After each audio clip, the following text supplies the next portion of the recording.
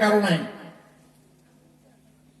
লামাযহাবী কিছু ভাইদের ভেতরে, আমি সকলকে বলছি না, এই সমস্যাটা হয়েছে। আল্লাহ আমাদের সকলকে বুঝার তৌফিক দান করেন, বলুন আমিন। আজকে আমাদের এই সমাজে হেদায়েত আল্লাহ যদি না দেন, এই দেশে এক সময় হিন্দু ছিল, কি বলেন ভাইরা, তাই না? হিন্দু ছিল না? হিন্দু ছিল এই উপমহাদেশে, ভারত, পাকিস্তান, বাংলাদেশ। শাহ মাহমুদ বলখি রহমতুল্লাহ আলাইহি বগুড়ার মহস্তানগড়ে এসেছিলেন মাছের পিঠে চড়ার জন্য, মাইসার বলখি বলা হয়। শাহজালাল ইয়ামানী মুজাররদি রহমতুল্লাহ আলাইহি 360 জন সঙ্গী সাথে নিয়ে সুরমা নদী যায় নামাজকে নৌকো বানাইয়া সুরমা নদী পাড়ি দিয়া গৌর গোবিন্দের বিরুদ্ধে যুদ্ধ করেছিল। ঠিক না ঠিক? খানজানী রহমতুল্লাহ আলাইহি বাঘের পিঠে সওয়ার হয়ে খুলনায় চলে আসছেন। শাহ মাকদুম রহমতুল্লাহ আলাইহি বড় পীর আব্দুল কাদের জিলানী রহমতুল্লাহ আলাইহির প্রপৌত্র কুমিরের পিঠে চড়ে তারপরে রাজশাহী অঞ্চলে ওই পদ্মার গোড়া গঙ্গা নদী পাড়ি দিয়েছেন কুমিরের পিঠে। আল্লাহু আকবার। হিন্দুদের অভ্যাস দেখবেন, বড় একটা বট গাছ দেখে সিজদা করে, বিশাল বালুর স্তূপ দেখে সিজদা করে, এর মধ্যে মাল আছে।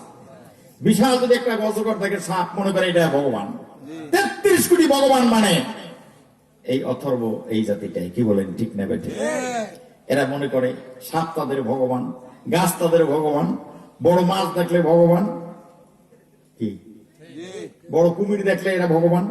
তো যারা মনে করেন যে বড় একটা বট গাছ দেখলে মনে করে এটাও একটা ভগবান, বড় একটা বালুর স্তূপ দেখলে মনে করে এটা একটা বড় ভগবান, তারা যখন দেখে কুমিরের পিঠে কেউ চড়ে আসছে, বাঘের পিঠে কেউ চড়ে আসছে, যায় নামাজকে নৌকা বানিয়ে কেউ নদী পার হচ্ছে, ওই এলাকার হিন্দু তারা তো সকলে মনে করছে এই তো ভগবান, যারে না দেখে এত বছর সিজদা করছি, আসল ভগবান পাইছি। নাউযুবিল্লাহ বলেন না, নাউযুবিল্লাহ। চতুর্দিক থেকে আসছে, বলছে হুজুর আপনি তো ভগবান। বলে কিসের ভগবান? আপনি যদি ভগবান না হন, মাছ আপনার কথা শোনে। খানজান আলী রহমতুল্লাহ আলাইহিকে বলছেন আপনার বাঘ কেন কথা শোনে? শাহ মাকদুম রহমতুল্লাহ আলাইহিকে বলছেন কুমির আপনাকে কেন পিঠে বহন করে চলে আসে? অবশ্যই আপনি ভগবান বলে কখনোই এমন কথা বলবে না কিসের ভগবান, আমি এক আল্লাহর বান্দা। এক আল্লাহর বান্দা যদি তুমি হতে পারো, যেই কুমির আমার কথা শুনে, যেই বাঘ আমার কথা শুনে, শুধুমাত্র বাঘ আর কুমির না, তুমি যদি আল্লাহর জন্য হয়ে যাও, আল্লাহর বান্দা হয়ে যাও, কুল কায়নাত আল্লাহ তোমার খেদমতে নিয়োজিত করে দিবে। এজন্য এদেশে এই কারামত গুলো আউলিয়া কেরামের দেখার কারণে দেশের মানুষ আস্তে আস্তে আস্তে আস্তে হিন্দুর থেকে মুসলমান হয়ে গেছে। আপনার আমার বাবা পরদাদা কয়েক পুরুষ কিন্তু দেখা যায় মোহাম্মদ, কিন্তু এর আগে আর নাম পাওয়া যায় না, কারণ তার আগে একজন শ্রী বা শ্রীমতী ছিল, যেটা আমরা বলতে পারি না। আজকে এই সকল আউলিয়া কেরামের কারণে, হক্কানি উলামায়ে কেরামের কারণে আমাদের দেশে হিন্দু থেকে আমরা মুসলমান হতে পেরেছি, বলুন আলহামদুলিল্লাহ। এবং তাদের মন্ত্র ছিল একটাই, লা ইলাহা ইল্লাল্লাহু মুহাম্মাদুর রাসূলুল্লাহ সাল্লাল্লাহু আলাইহি ওয়াসাল্লাম। আপনারা একটা প্রশ্ন করবেন, লা ইলাহা ইল্লাল্লাহর সাথে মুহাম্মাদুর রাসূলুল্লাহ লিখলেই যদি শিরক হয়, এই কাগজের এক পাশে যদি শেখ আব্দুর রহমান আব্দুর রাজ্জাক বিন ইউসুফের নাম লিখবেন, আর এক পাশে লিখবেন শয়তান, কোনদিন কিন্তু শেখ আব্দুর রাজ্জাক বিন ইউসুফ শয়তান হবে না, শয়তান আব্দুর রাজ্জাক বিন ইউসুফ হবে না। হবে কি? সমান সমান লেখলে কি একটা আর একটা হয়? এইটা যদি না হয়, কলেমা এক পাশে লা ইলাহা ইল্লাল্লাহ আর এক পাশে মুহাম্মাদুর রাসূলুল্লাহ লেখলে শিরক হবে না। ও আমার ভাইরা বাবাজিরা, হেদায়েত কখনোই নসিব হবে না। আমি হেদায়েতের কথা বলছিলাম। হেদায়েত দানের, হেদায়েত দেওয়ার মালিক কে? ততক্ষণ পর্যন্ত হেদায়েত পাবেন না, আল্লাহর নবীর সাথে মহব্বত যদি গাঢ় না হয়, আল্লাহর হাবিবকে খাটো করে দেখার কোনো সুযোগ নাই। আছে কি? আল্লাহ লিখতে কয় অক্ষর? 4 অক্ষর। কয় অক্ষর? 4 অক্ষর। আরো জোরে।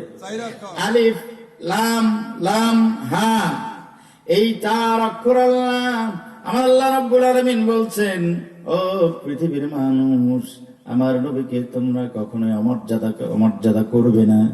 আমি আমার নামের মধ্যে 4টা অক্ষর রেখেছি, আমার বন্ধুর নামটাও 4টা অক্ষর দিয়ে সাজিয়েছি। মুহাম্মদ লিখতেও 4টা অক্ষর, আহমদ লিখতেও 4টি অক্ষর। আমি আল্লাহ রাব্বুল আলামিন 4টি অক্ষর নিয়েছি, 4 অক্ষরের নাম নিয়েছি, বন্ধুকেও 4 অক্ষরের নাম দিয়েছি। আল্লাহু আকবার।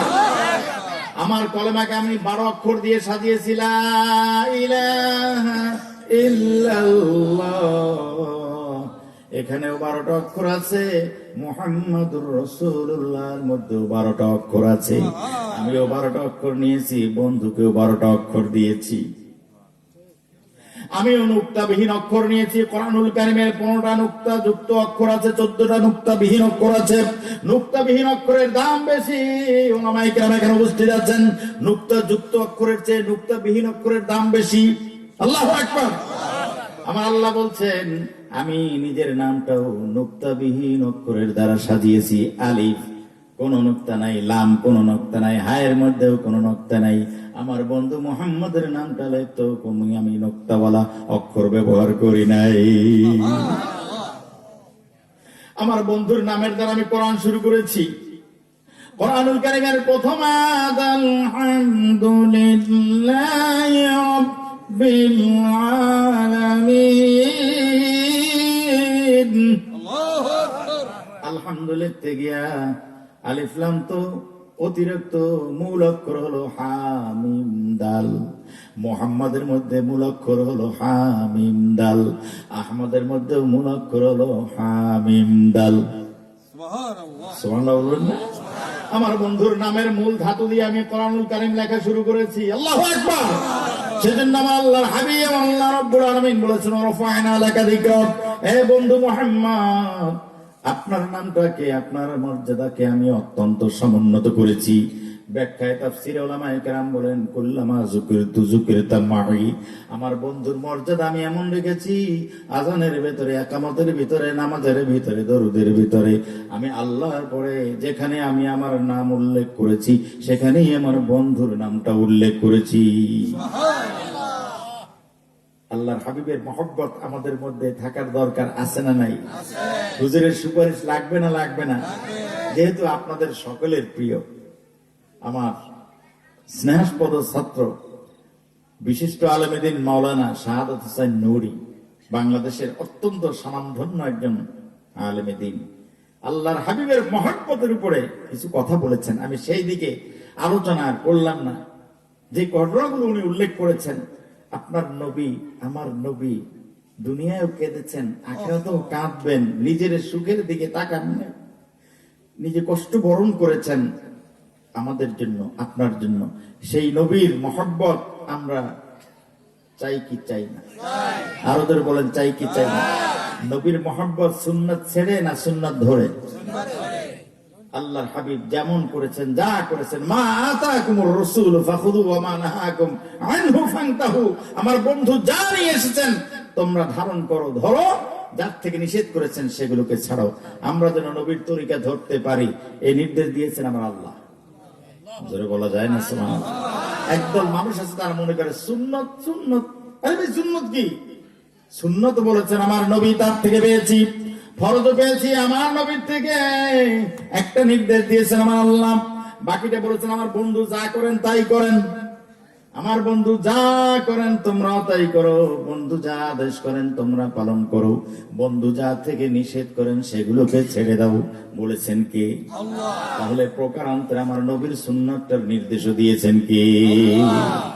সুন্নাতকে অবজ্ঞা করা যাবে না।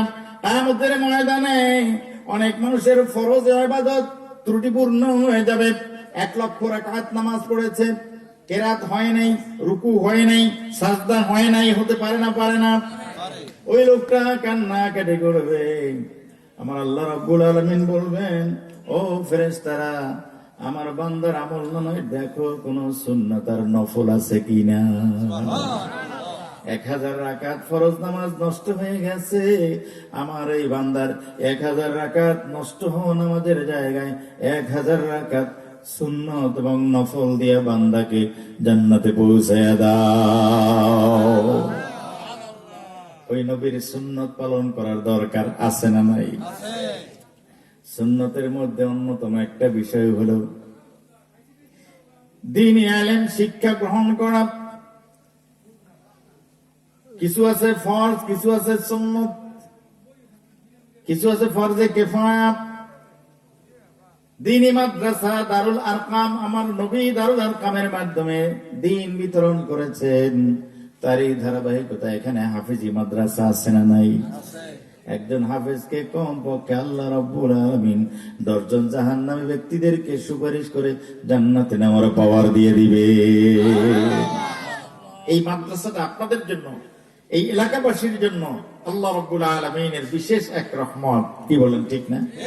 বড় একটি নিয়ামত। এই মাদ্রাসাটা ফুলে ফুলে সুবিধা হোক, আরো বেশি বৃদ্ধি পাক, এখানে ছাত্র বৃদ্ধি পাক, লিল্লা বোর্ডিং আরো সুন্দর ভাবে চলুক। আমরা সকলে চাই কি চাই না? আরো ধরে বলেন, চাই কি চাই না? এই মাদ্রাসা দিন দিন উত্তর তার কি হোক, এটা আমরা কামনা করি কি করি না? আমি প্রায় বলি একটা ঘটনা, আজকেও মনে পড়ল। 2007 সালে একটা সিডর হয়েছিল, মনে আছে আপনাদের? এবং 130 বছরের ইতিহাসে বাংলাদেশের পত্রিকা বলছে এত